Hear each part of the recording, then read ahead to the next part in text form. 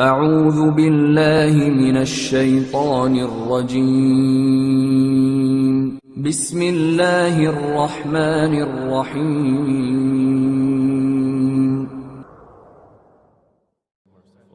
قل یا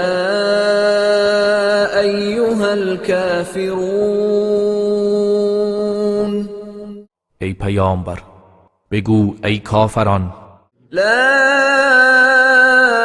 اعبد ما تعبدون.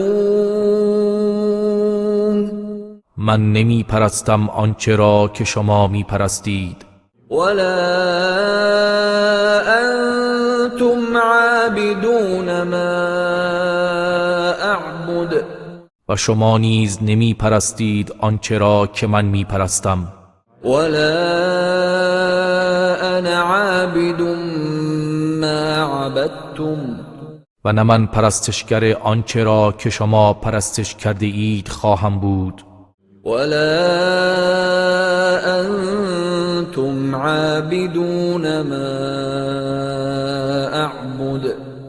و نه شما پرستشگر آنچه را که من می پرستم خواهید بود. لکم دینکم ولی دین. آیین شما برای خودتان و آیین من برای خودم. صدق الله